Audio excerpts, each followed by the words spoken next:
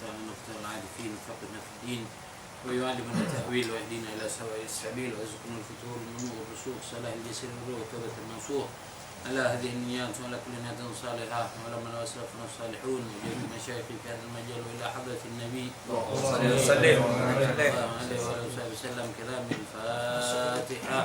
أعوذ بالله من الشيطان الرجيم. بسم الله الرحمن الرحيم. الحمد لله رب العالمين الرحمن الرحيم مالك يوم الدين إياك نعبد الذين أنعمت عليهم غير المغضوب عليهم. الحمد لله نحمده ونستعينه ونستغفره ونعوذ بالله من شرور أنفسنا وسيئات أعمالنا من يهده الله فلا مضل له ومن يضلله فلا هادي له أشهد أن لا إله إلا الله وحده لا شريك له وأشهد أن سيدنا ونبينا محمدا عبده ورسوله أرسله بالهدى ودين الحق ليظهره على الدين كله ولو كره المشركون. اللهم صل وسلم على سيدنا محمد الفاتح لما أغلق والخاتم لما سبق ناصر الحق بالحق والهادي إلى صراطك المستقيم صلى الله عليه وعلى آله وصحبه حق قدره ومقداره العظيم. سبحانك لا علم لنا إلا ما علمتنا إنك أنت العليم الحكيم. رب اشرح لي صدري ويسر لي أمري واحلل عقدة من لساني يفقه قولي وسدد لساني واهد قلبي بحق نبيك سيدنا محمد صلى الله عليه وآله وصحبه وسلم. اللهم ألهمنا علما نفقه به أوامرك ونواهيك وارزقنا فهما نعلم به كيف نناجيك. اللهم أغننا بالعلم وزينا بالحلم وأكرمنا بالتقوى وجملنا بالعافية. اللهم ارزقنا فهم النبيين وحفظ المرسلين وإلهام الملائكة المقربين. اللهم إنا نعوذ بك من علم لا ينفع وقلب لا يخشى وعمل لا يرفع ودعاء لا يسمع برحمتك يا أرحم الراحمين ويا أكرم الأكرمين. Alhamdulillah, pada malam hari ini kembali kita bertemu guna melanjutkan pembacaan kita dalam kitab Syiarus Salikin lil Arif Billah Syekh Abdus Samad Al-Farimbani, mana kita masih membahas mengenai kita wajib beriktikad dengan apa yang dibawa atau telah dibawa oleh Rasulullah SAW. Di antaranya sudah kita bahas adalah mengenai pertanyaan di alam kubur oleh malaikat Munkar dan Nakir. Kemudian juga sudah kita bahas mengenai mizan atau timbangan dari amal kebaikan, dari amal kita di dunia. Ketika kita beramal baik maka timbangan kebaikan akan berat. Ketika kita berbuat jahat atau maksiat maka timbangan kejahatannya akan berat, dan semuanya itu nanti setelahnya akan mendapat ganjaran dari Allah Subhanahu wa taala. Selanjutnya pengarang mengatakan wa ayyumina bi anna sirata haqqun wa huwa jisrun mamdudun ala matni jahannam ahaddu minas sayfi wa adaqqu minas sya'rati tazilu alaihi aqdamul kafirin wal munafiqin bi hukmillah fayahwi bihim ila an-nar wa tathbutu alaihi aqdamul mu'minina bi fadlillahi ta'ala fayusaquna ila daril qarar. Itu artinya wajib juga kita percaya atau kita imani atau kita i'tiqad, kita yakini bahwa di akhirat atau di yaumil qiyamah nanti ada yang namanya sirat. Biasa kalau orang nyebutnya siratal mustaqim, tapi sebenarnya sirat baik. Kalau siratal mustaqim itu yang terdapat di dalam surah Al-Fatihah.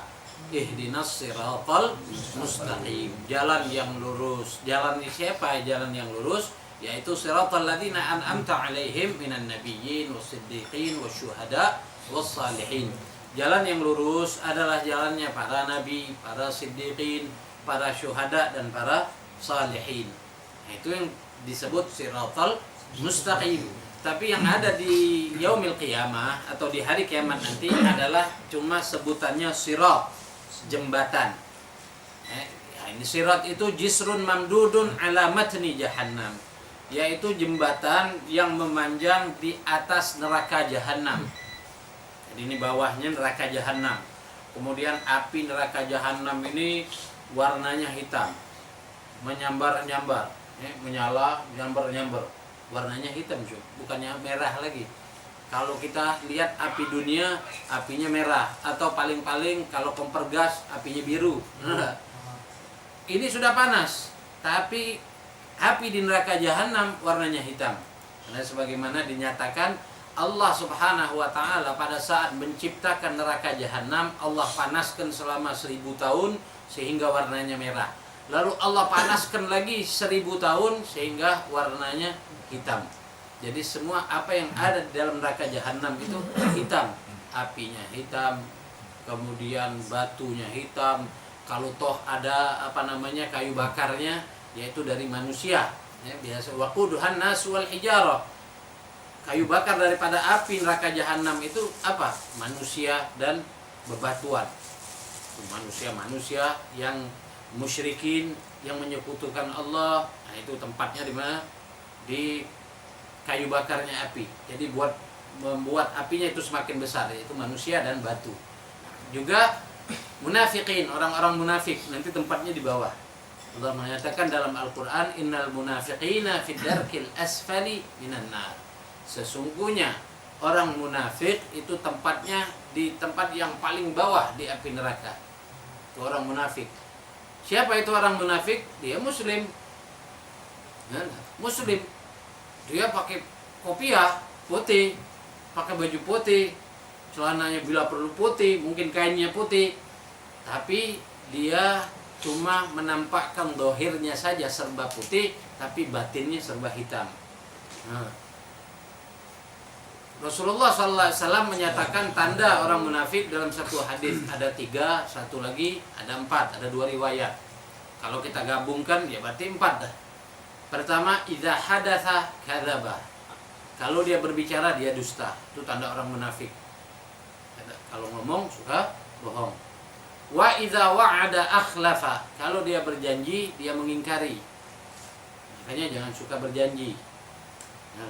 Jangan suka berjanji. Kalau ada kita melakukan segala sesuatu, kalau memang janji itu kita yakin kita bisa menepatinya, ya tidak jadi masalah untuk meyakinkan orang. Tapi kalau kita mabain, artinya antara bisa menepati atau tidak, lebih baik kita tidak berjanji tapi mengatakan insya Allah. Wala taqul inni fa'ilun dzalika gadan illa ayyasha Allah. Itu dalam surat Al-Kahfi. Janganlah kita mengatakan, ya aku akan melakukannya besok. Tapi katakanlah insya Allah aku akan melakukannya besok. Ya siapa tahu kita, kalau kita meyakini, ya kita mengatakan, ya besok akan saya lakukan. Tidak tahu sebelum kita melakukannya kita sakit, nanti kita berdosa karena kita telah mengatakan, telah menyanggupi. Dan makanya ketika akan mengerjakan segala sesuatu atau janji, ya kita awali dengan insya Allah. Wa idza tumina khan, apabila dia diberi amanat dia khianat. Ini banyak yang diberi amanat dia khianat. Dari yang terkecil sampai yang terbesar, bukan satu rahasia lagi di negara kita khususnya.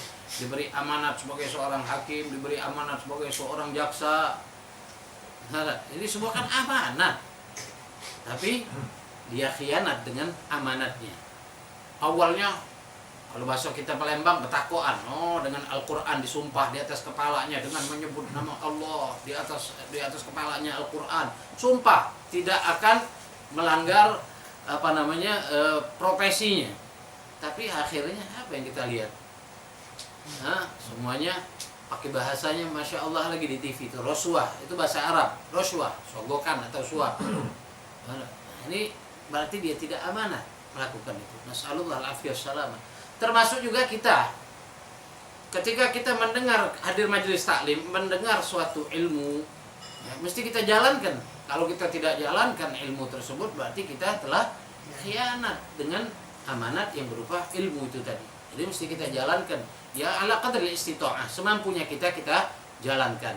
Makanya kalau kita hadir majelis taklim, sebaiknya kita catat apa yang kita dengar yang terbaik. Ya alhamdulillah ada teknologi sekarang.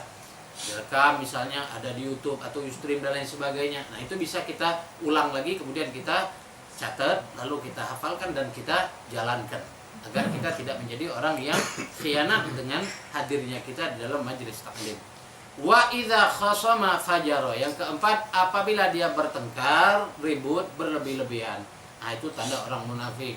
Sampai tidak keteguran misalnya, ya, enggak menyapa selama 3 hari, lebih dari 3 hari. Orang mukmin, kata Rasul sallallahu alaihi wasallam, la yahillu li muslimin ay yahjura akhahu fawqa thalath. Tidak dibenarkan, tidak dihalalkan, berarti haram bagi seorang muslim dia memboikot saudaranya muslim atau memusuhi saudaranya muslim lebih dari 3 hari. Jadi kita marah, misalnya ada orang yang berbuat salah sama kita, wajar kita marah, tabiat kita manusia. Kita diberi oleh Allah Subhanahu wa taala sifat pemarah. Tapi ada batasnya. Batasnya kapan? Kata Rasulullah, batasnya sampai 3 hari, jangan lebih. Kita marah, dongkol, gerem, luar biasa sama orang misalnya. Cukup 3 hari, selebihnya sudah kita mengalah. Walaupun posisi kita benar, ya kita datangin orang tersebut, kita maafkan, kemudian jalin silaturahim, jalin ukhuwah, persaudaraan. Nah, itu akan lebih tinggi derajat dan kedudukannya di mata Allah Subhanahu wa taala atau di hadapan Allah Subhanahu wa taala. Jadi orang munafik tempatnya di mana? Di bawah neraka jahanam. Keraknya neraka jahanam tempatnya orang munafik. Makanya tadi dikatakan manusia dan bebatuan. Manusia yang mana? Manusia yang musyrikin, orang-orang musyrik dan orang munafik. Itu tempatnya. Nah, di bawah, paling bawah. Nah, jadi sirat ini tadi atau jembatan ini jisrun mamdudun ala matni jahannam. Jembatan yang memanjang di atas neraka jahanam. Ahaddu minas saifi. Lebih tajam dari pedang.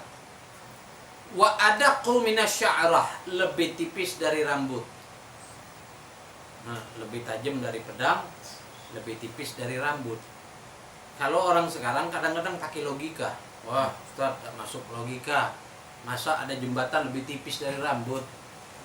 Nah, jembatan yang mungkin 2-3 jari saja orang tidak bisa melewatinya, apalagi lebih tipis dari rambut. Lah kullu bihukmillah, Allah yang mengaturnya, Allah yang menentukannya. Yang jelas Allah ciptakan, yang mesti kita yakini, wajib kita i'tiqadi, ya, wajib kita imani bahwa di akhirat itu ada jembatan yang lebih tipis dari rambut, lebih tajam dari pedang. Yang mana orang-orang munafikin, orang-orang musyrikin, ahli al-usa atau orang-orang yang bermaksiat kepada Allah pada saat lewat jembatan tersebut akan jatuh ke bawah, fayahwi ila jahannam, akan masuk ke neraka jahanam. Dalam satu riwayat dikatakan sebelum sampai kepada dasarnya itu kurang lebih perjalanan 100.000 tahun melayangnya. Pada saat melayang ini disambar sama api neraka jahanam. Gosong balik lagi, gosong balik lagi. Ini belum dihukum, baru di atas, belum sampai ke bawah. Di bawah malaikat Zabaniyah sudah nunggu. Malaikat Zabaniyah itu apa yang membantu malaikat Malik. Ya, di dalam neraka itu ada 19 malaikat Zabaniyah. Dalam Al-Quran dinyatakan alaihatis ata asyar. Ya, ini 19 jumlah malaikat Zabaniyah. Setiap 19 ini punya pasukan yang tidak tahu jumlahnya kecuali Allah Subhanahu wa taala yang sudah nunggu di neraka jahanam untuk menghukum kita sesuai dengan amal perbuatan. Nah, jadi kalau dipikir-pikir, direnung-renung, ditafakur, ngeri, itu namanya neraka jahanam. Nah, ini orang musyrikin atau munafikin. Kalau orang mukmin berbeda-beda. Ada yang mereka lewat di neraka di sirat ini kalbarqil khatib, seperti kilat yang nyambar, cepat nyampenya. Ada yang mereka lari. Ada yang jalan biasa, santai. Nah, ini sifat orang-orang mukminin, tergantung amalnya pada Allah Subhanahu wa taala. Makin banyak ibadatnya, makin dia dekat kepada Allah, cepat dia akan lewat dari jembatan tersebut. Kenapa hikmahnya? Orang mukmin dicepatkan oleh Allah lewatnya dari jembatan tersebut, karena kalau orang mukmin jalannya pelan-pelan, maka api neraka jahanam itu akan padam. Kan dia lahap. Lahap itu ya talahap, artinya kalau api itu mana berkilau-kilau gitu ya. Nah, ini kalau orang mukmin lewat pelan, apinya akan turun. Makanya dalam riwayat dikatakan apabila orang mukmin lewat di sirat itu neraka jahanam akan mengatakan, juz ya mu'min fa inna nuraka tudfi'u lahabi. Cepatlah wahai orang mukmin nih, kata neraka. Cepat lewat. Karena apa? Nur atau cahaya kalian itu memadamkan kilatan apiku. Makanya orang mukmin dicepatkan, kalau lambat pelan jalannya mati nerakanya. Nah, itu luar biasa. Nah, orang mukmin, orang yang beriman kepada Allah, orang yang mengenal Allah Subhanahu wa taala. Ya, itu mesti kita yakini. Itu mengenai sirat. Semoga kita menjadi orang-orang yang selamat di sirat nanti, amin ya rabbal alamin. Wa yu'mina bil khawdil mawrudi hawdha nabiyina Muhammadin sallallahu alaihi wasallam yashrabu minhul mu'minina qabla dukhulihimul jannah wa ba'da jawazihimus sirat min syurbi man syariba minhu syarbatan la yadhma'u ba'daha abada. Arduhu masirata syahrin wa ma'uhu ashaddu bayadan minal laban wa ahla minal asal. Haulahu abariqa adaduha ka'adadi nujumus sama' ka'adadi nujumus sama'i fihi mizaban yusubbani fihi minal kautsar. Juga kita harus yakini nanti setelah orang yang berhasil lewat dari jembatan ini, sirat ini, akan ke telaganya Nabi Muhammad SAW. Kemudian minum dari telaga tersebut. Artinya ini penentuan terakhir nih. Selamat dari jembatan ini berarti masuk surga. Sebelum masuk surga kita sudah ditunggu sama Rasulullah. Jadi Rasulullah itu saking kangennya sama kita sebagai umatnya, di akhirat tuh Rasulullah nunggu kita di telaganya. Jadi setiap nabi diberikan telaga, tapi khusus untuk Nabi Muhammad SAW, telaga Rasulullah ini lebih putih dari susu, lebih manis dari madu. Dan jumlah cangkirnya atau untuk kita minumnya itu sebanyak bintang di langit. Kalau orang yang biasa, yang lewat, misalnya lewat, tapi lewat dari jembatan, dia orang biasa, cuma dia ngambil sendiri. Ada orang-orang yang khawasul khawas, orang-orang yang bertakwa luar biasa kepada Allah, orang yang ma'rifah kepada Allah, mereka disuapin sama Nabi Muhammad. Disuapin ini juga dua macam. Ada yang pakai gelas atau cangkir, ada yang dari tangan Nabi Muhammad. Nah, yang dari tangan Rasulullah ini yang lebih luar biasa lagi. Jadi Rasulullah ngambil air tersebut dari telaganya, Rasulullah minumkan kepada orang tersebut. Ini orang-orang yang dekat dengan Nabi Muhammad. Orang yang banyak salawatnya kepada Rasulullah sallallahu alaihi wasallam. Dan barang siapa yang minum dari telaga tersebut, la yadhma'u ba'daha abada. Tidak akan haus selama-lamanya. Lalu ada pertanyaan, nanti kita di surga katanya kan ada 3 sungai. Ada sungai dari susu, ada sungai dari madu, ada sungai dari khamar. Di surga, cerita surga dikit. Nah, cerita surga dikit. Di surga itu nikmatnya luar biasa. Kita duduk di sarir namanya. Sarir itu kalau bahasa kita di dunia kasur. Seperti kasur tapi melayang di udara. Itu tempat duduk kita di surga, melayang di udara. Kemudian di kanan kiri kita bidadari. Ya mungkin ada yang mijit gitu. Nah, kalau capek, padahal di sana udah capek.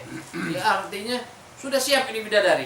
Lalu kita kepengen misalnya minum, anak pengen minum madu.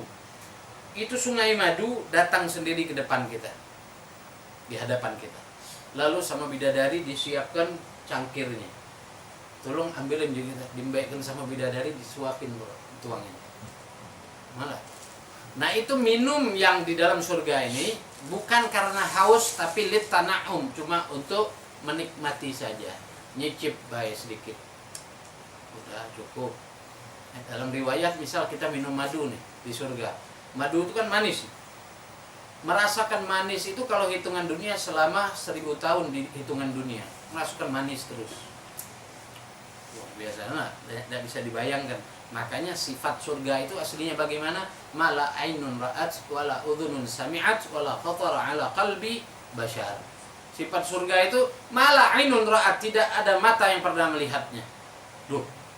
Kan Nabi Muhammad waktu Isra Mi'raj pernah melihat.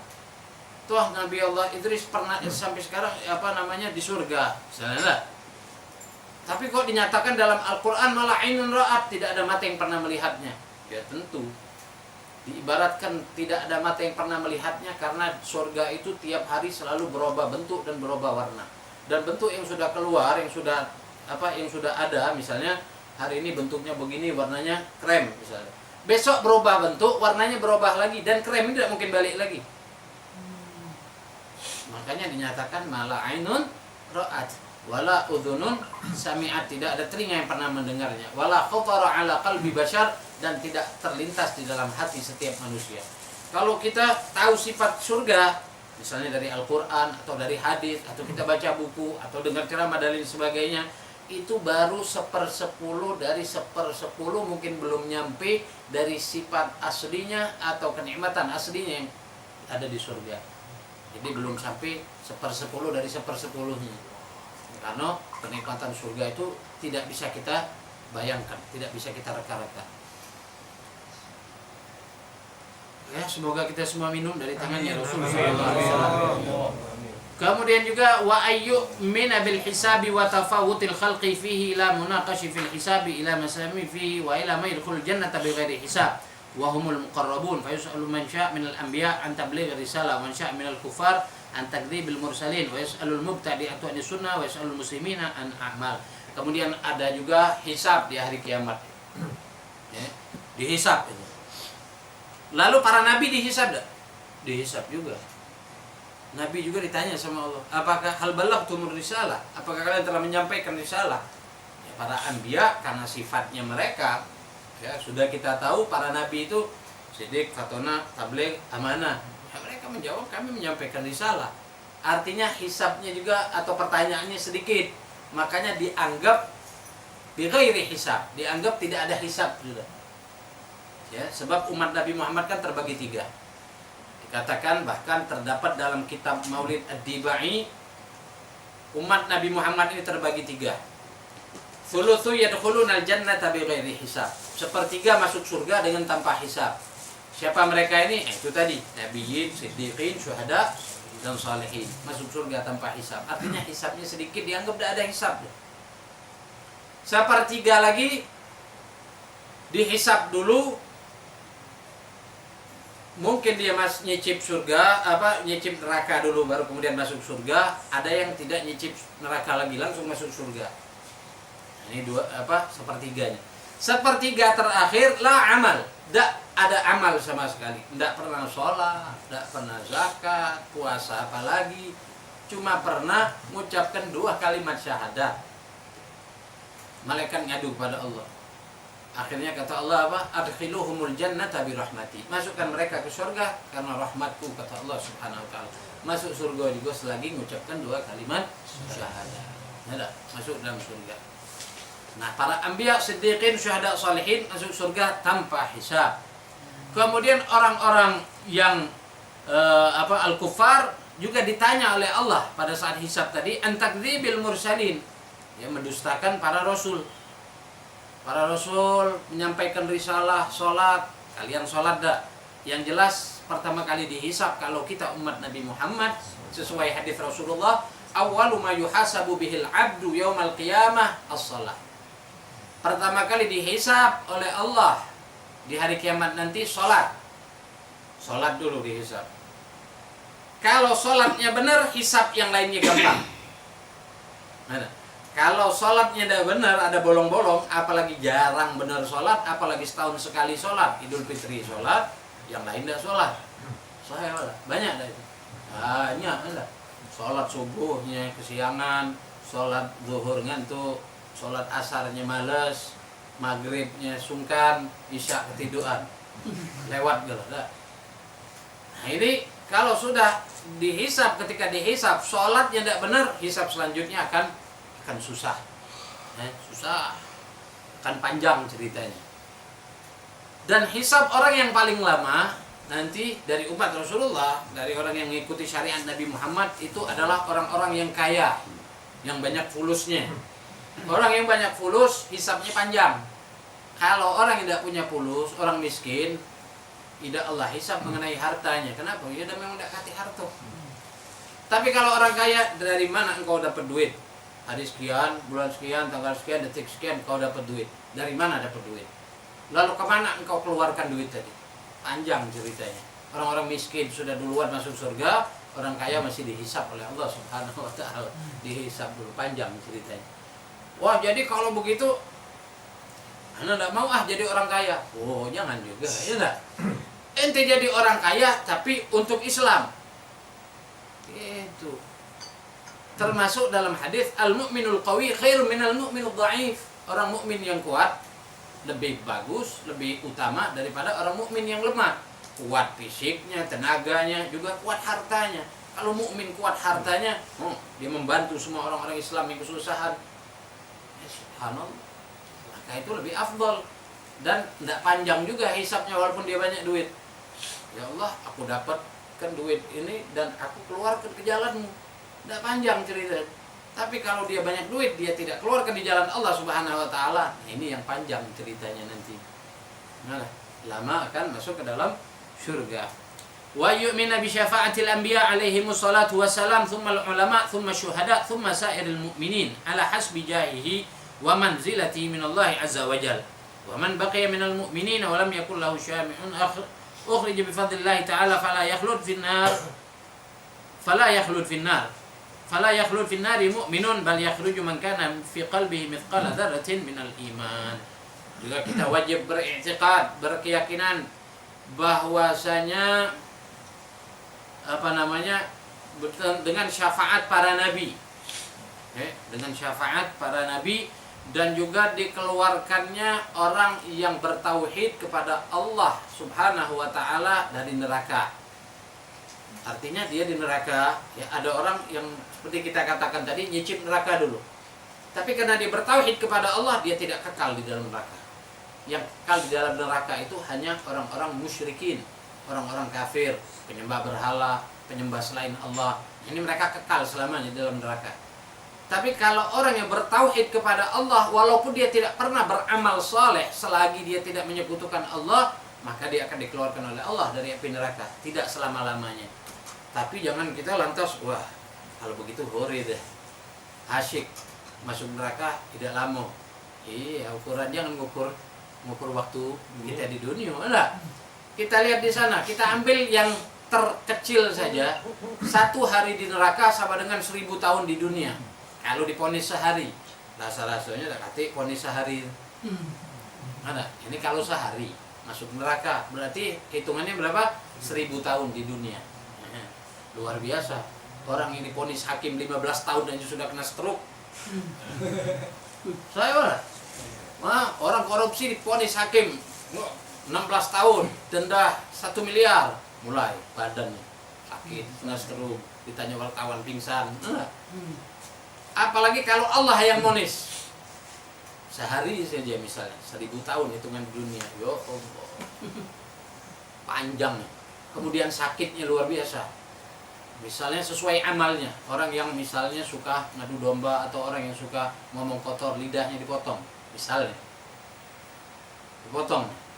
Balik lagi, dipotong lagi. Yang pertama sakit. Dibalikkan lagi oleh Allah, dipotong yang kedua lebih sakit dari yang pertama. Dibalikkan lagi. Dipotong lagi yang ketiga lebih sakit dari yang kedua. Begitulah seterusnya. Kalau seandainya dihukum 1000 tahun, kira-kira merasakan sakitnya 1000 tahun. Hah? Itu. Orang masuk neraka, kulitnya melepuh, tapi Allah jadikan lagi, melepuh lagi, dijadikan lagi. Nah ini melepuh yang kedua lebih sakit dari yang pertama. Yang ketiga lebih sakit dari yang kedua. Makanya Allah ciptakan manusia ini ada kulit. Tujuannya apa? Bukan tujuan zahirnya Allah menciptakan kulit. Kalau ilmu ilmu umumnya ya melindungi, membungkus daging dan tulang. Membungkus tulang dibungkus sama daging. Daging itu untuk apa? Melindungi tulang. Untuk melindungi daging apa? Dibungkus sama Allah dengan kulit, lindungi daging tadi. Nah, ini adalah zahirnya. Tapi kalau kita teliti lebih jauh, kenapa Allah menciptakan kulit pada manusia ini? Agar manusia merasakan sakit ketika diazab oleh Allah. Itu dibuktikan sama ilmuwan.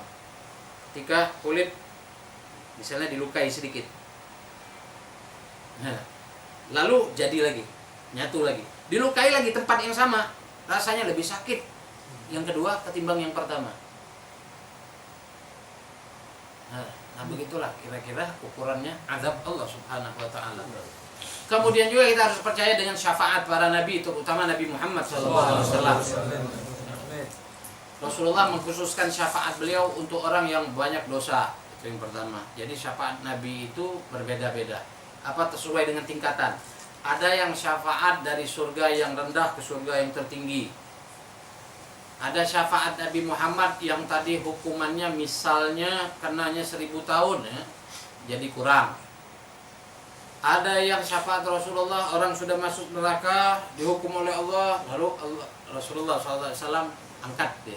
Ya, Rasulullah minta agar orang tersebut dikeluarkan sebelum masanya, jadi dia dapat remisi deh. Ya, dapat remisi dari Allah karena siapa? Karena syafaat Nabi Muhammad SAW. Itu Nabi Muhammad pernah dalam riwayat Nabi Muhammad itu saking cintanya sama kita, di hari kiamat nanti Rasulullah itu pengen ngambil umatnya yang berada di neraka jahanam. Pengen turun Rasulullah ke api neraka. Saking cintanya sama kita umatnya. Dicegat sama malaikat Jibril, jangan ya Rasulullah, tidak pantas untuk engkau turun ke dalam neraka jahanam. Saking cintanya Rasulullah dengan kita. Luar biasa. Bagaimana kita membalas cinta Rasulullah?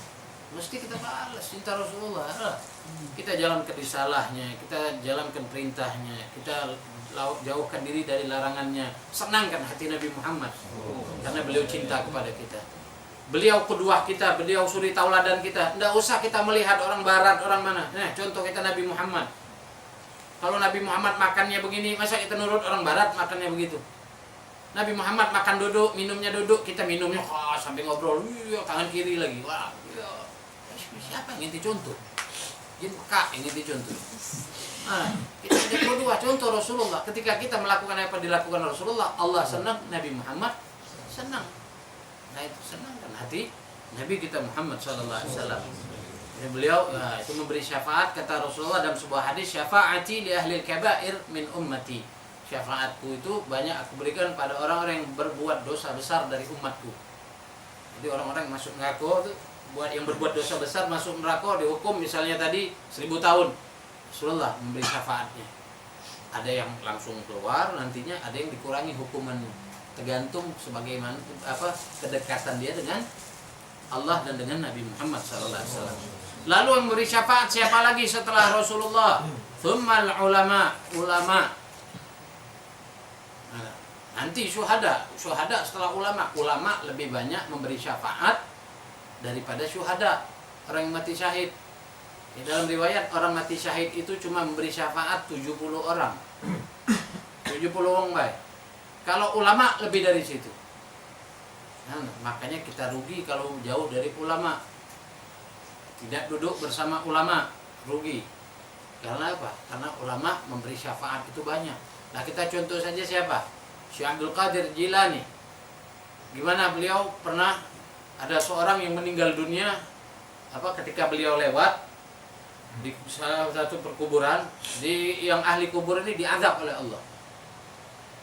Syekh Abdul Qadir Jilani nanya, ini kuburan siapa? Fulan bin Fulan. Pernah enggak dia melihat aku? Enggak pernah, wahai Syekh. Pernah enggak dia hadir majelis aku? Enggak pernah. Pernah enggak dia dia ada ta'alluq enggak sama aku? Ada kaitan batin enggak sama aku? Enggak ada sama sekali. Ini orang duniawi sudah. Cuma ya Syekh, pernah engkau lewat, ada debunya, engkau bekas lewat itu, dia pernah melihat itu. Oh, berarti ada kaitannya dengan aku. Kalau begitu aku beri syafaat dia.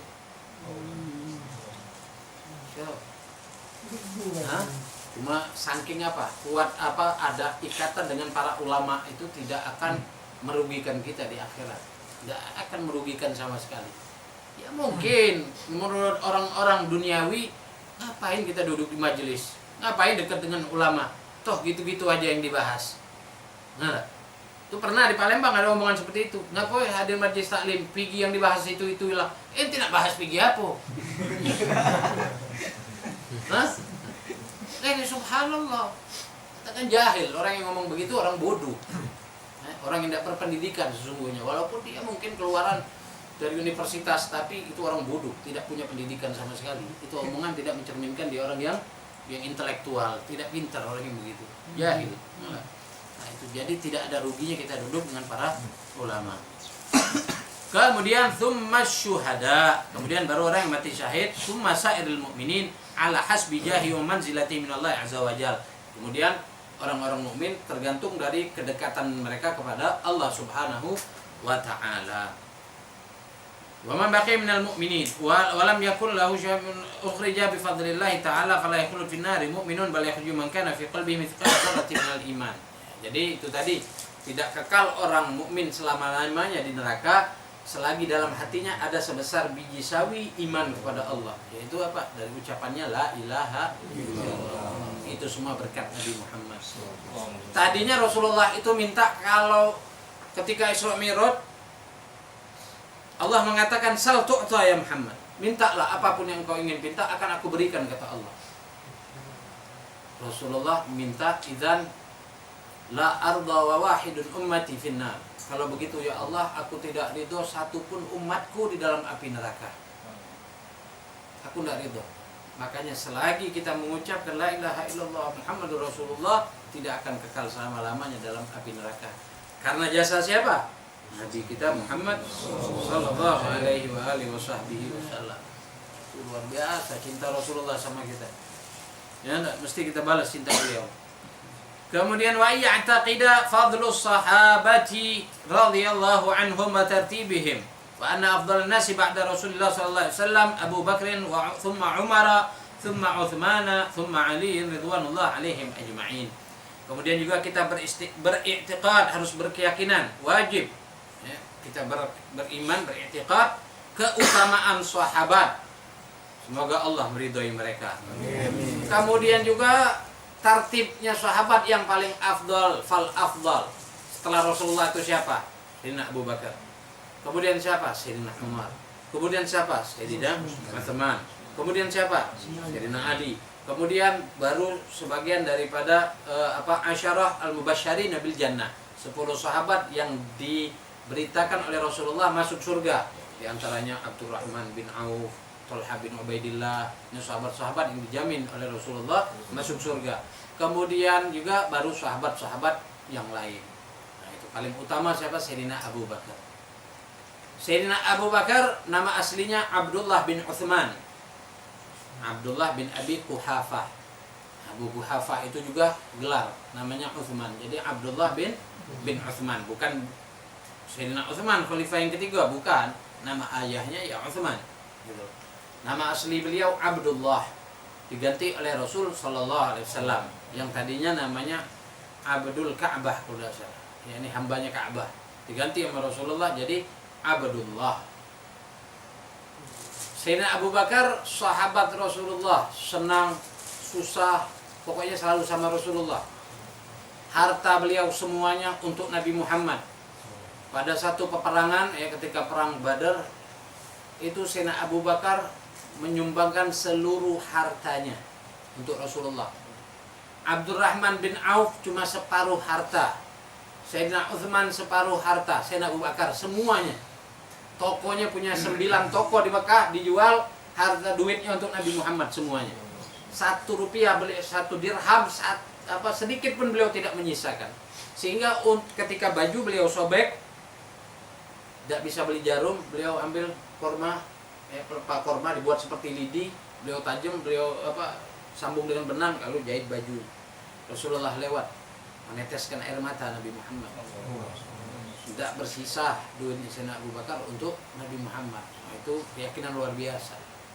Ya, cinta yang luar biasa kepada Rasulullah. Tidak tanggung-tanggung. Kalau kita tanggung-tanggung, minjuk uang tanggung-tanggung, ustaz tanggung-tanggung, masuk celengan masjid tanggung-tanggung. Yang paling kecil. Allah. Kalau duitnya sama galo, misalnya ribuan galo juga, dengan sangat menyesal. Dah, kecil pulau. Cak yang paling bogok pulau 5.000. Oh, nunjuk kita basah tadi. Anak kebekat. Itu Rasulullah Sayyidina Abu Bakar semuanya tanpa ragu. Gimana ndak? Sahabat yang paling afdol, mertua Nabi Muhammad lagi. Luar biasa. Makanya kalau orang yang mengatakan Sayyidina Abu Bakar bukan sahabat, itu orang yang paling gila dan paling keji di dunia. Itu kelompok Syiah. Ini Palembang sudah banyak Syiah. Iran, itu pusatnya di Iran. Ya. Itu mereka mengatakan Sayyidina Abu Bakar dan Sayyidina Umar kafir. Tidak bisa kita terima kalau mengatakan. Kalau ada teman kita, tetangga kita dengar mengatakan Sayyidina Umar, Sayyidina Abu Bakar kafir, tabok tuh orang. Jangan ragu, tabok. Urusan dia nak pelisi lah sana. Lebih baik masuk penjaga dunia ketimbang penjaga akhirat. Tabok. Nah, itu mereka kurang ajar. Ada di Palembang yang begitu, tapi diam-diam mereka. Sempat terdengar. Kalau di luar, lebih lagi. Kalau di Jawa Timur atau di Jakarta, kalau mereka ngomong, ada orang ngomong Abu Bakar, laknatullah alaih. Atau yang dulunya mereka belum Syiah, namanya Umar, dia ganti namanya. Jadi Ja'far misalnya. Lalu misalnya nama anaknya Abu Bakar, dia ganti. Bahkan orang Syiah di Iran itu memelihara anjing, nama anjingnya Abu Bakar, ada yang Umar nama anjing. Itu luar biasa. Nah, lalu menurut kita apa yang terjadi dengan sahabat kita tidak usah ikut campur. Urusin anak ente, istri ente, adik-adik ente, keluarga ente. Tidak usah ngurusin sahabat. Orang Syiah fuduli ngurusin sahabat. Masalah tanah sedikit fuduli, masalah perangnya Siti Aisyah dan Sayyidina Ali, mereka bicarakan masalah ini. Pokoknya nyari-nyari kesalahan sahabat. Isfi, ente sendiri banyak salah. Keluarga ente kemana yang tidak tahu. Harta yang tidak dapat dari mana, halal wala haram yang tidak faham. Jadi hati-hati dengan akidah yang semacam itu. Akidah Syiah sudah merambah dan merajalela di kota kita Palembang. Nah, pembahasan selanjutnya insya Allah nanti kita bahas di minggu yang akan datang. Kalau ngomong panjang terus, memang lagi lemak terus, sambung terus lah. Jadi kita cukupkan sampai di sini. Fadhal, barang siapa yang bertanya silakan bertanya.